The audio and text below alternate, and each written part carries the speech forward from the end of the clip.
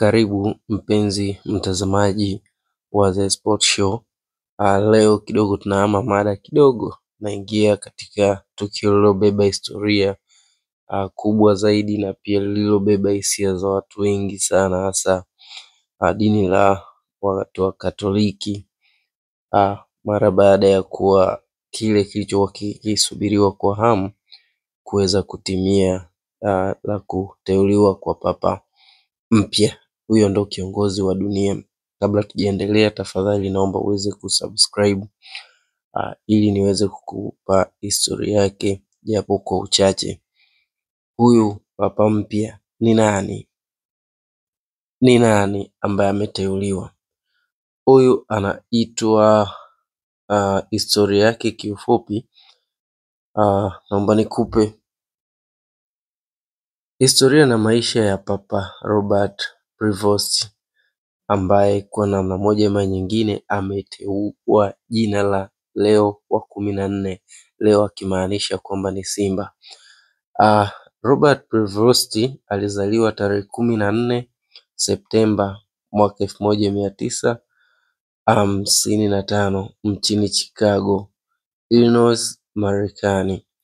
Alikulia katika familia ya Kikatoliki ya asili ya Kihispania, ambapo imani na huduma kwa jamii vilipandikizwa mapema maishani mwake. Baada ya kumaliza masomo ya elimu ya sekondari, aliingia kwenye shirika la Augustinian Order OSA na kuanza safari yake ya kitume. Alisoma falsafa na theolojia katika seminari na kisha akapokea daraja la upadri mwaka 1982. Alisoma pia katika Catholic Theological Union mjini Chicago kabla ya kuhamia Roma, ambapo papa alipata shahada ya uzamivu PhD katika sheria ya kanisa Canon Law katika Political University of St. Thomas Aquinas. Lakini Papa Leo wa 14 pia ni mzaliwa, ana asili ya Peru, ijapo alizaliwa Marekani lakini ana asili ya Peru. Kwa mara nyingine tunaweza kusema kwamba dunia imeandika historia kwa sababu imeweza kumpata papa Marekani kwa mara ya kwanza. Taifa la Marekani linamteua papa na anakuwa papa wa 263 katika mapapa wote ambao wamewahi kuwepo. Kumbuka huyu ndo papa naye mrithi Papa Francis, ambaye ameshatangulia mbele za haki na kuteuliwa huyu mwingine. Tunaendelea. Leo sauti ya bara ilisikika moja kwa moja kutoka kileleni mwa kanisa Katoliki, ambapo moshi mweupe uliweza kutanda kuashiria kwamba tayari papa amepatikana, kwa sababu kwa siku mbili hizi ni moshi mweusi ndio ulikuwa ukitanda kwa kuashiria kwamba bado kuna uchaguzi wa papa ambao unaendelea. Papa Leo aliyezaliwa mwaka 1955, kabla ya kuchaguliwa kuwa papa alikuwa mshauri mkuu wa Vatican katika masuala ya maaskofu duniani, akiheshimika kwa mambo ya hekima yake, unyenyekevu na msimamo wake wa haki jamii. Anazungumza lugha kadhaa ikiwa ni pamoja na Kiingereza, Kihispania na Kifaransa. Akiwa mhubiri aliyejikita katika maisha ya watu wa kawaida, anajulikana kwa kukemea ukosefu wa usawa, kutetea wahamiaji na kujali sana maskini.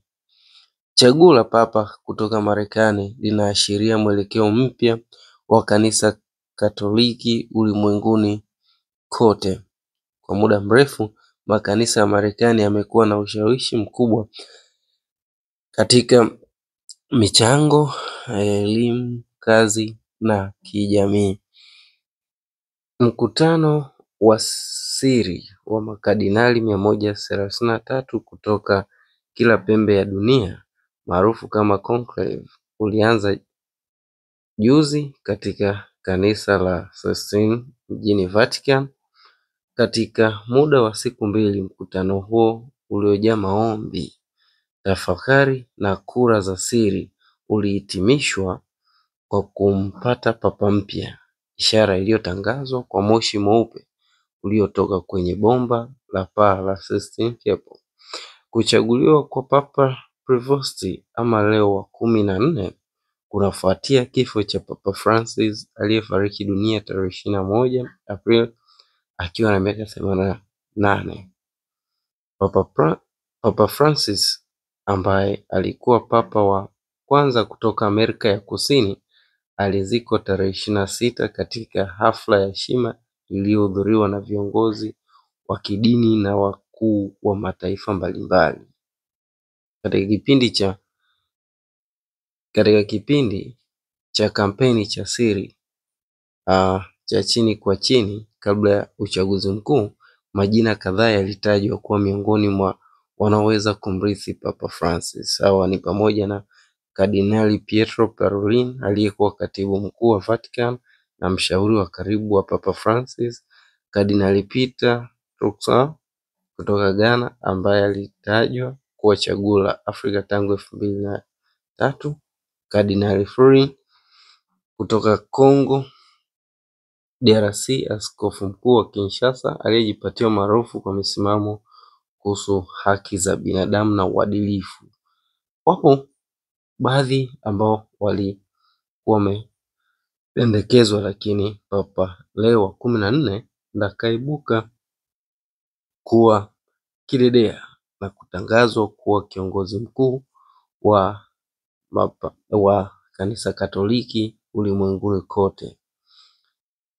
Hiyo ni historia ya fupi ya papa aliyetangazwa, lakini pia kuna historia kidogo nikupe katika utume wa wanahudumu hasa kimataifa. Baada ya masomo, Prevost alitumwa kama misionari nchini Peru ambako alidumu kwa zaidi ya miaka 15.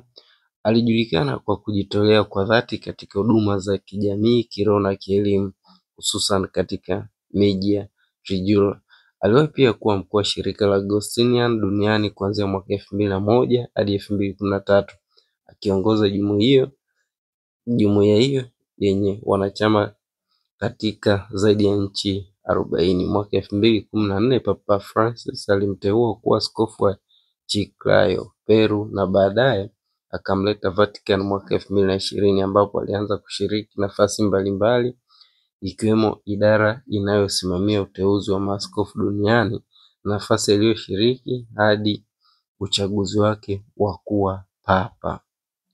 Hivyo basi ni mtu anayeijua dini na ni mtu ambaye watu wengi hawakudhania kama angeweza kuteuliwa, sababu watu wengi walikuwa wanatolea mifano kwamba atachaguliwa. Wapo walioamini kwamba katika huu uteuzi ataweza kuteuliwa papa Mwafrika mweusi ambaye angeweza kuwa ni papa wa dunia, lakini wengine wakatolea kwamba pengine anaweza akawa ni papa kutoka Ufilipino ndo angeweza akaweza kuteuliwa. Lakini zipo tetesi nyingi ambazo ziliweza kuzuka, lakini sana sana ilikuwa kipewa chapuo wa Afrika kuwa ndo wataweza kuwa viongozi wa kanisa Katoliki, kimaanisha papa. Lakini kwa bahati mbaya au nzuri, wale wana utaratibu wao. Uchaguzi wa mapapa una utaratibu wao. Kura imemdondokea Marekani na kuweka historia ya kuwa Marekani wa kwanza kuwa papa.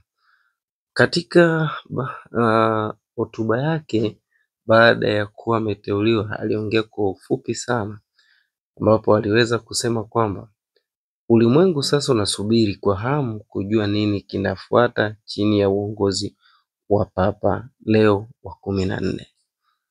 Hivyo basi mimi na wewe hatujui, na mimi pia nina hamu ya kutaka kujua ni nini kitakachofuata. Je, ataendeleza yale ambayo Papa Francis alikuwa akiyafanya, au atakuja naye na taswira nyingine, atakuja na new vision au vipi? Tafadhali naomba uweze kusubscribe ili usipitwe tena.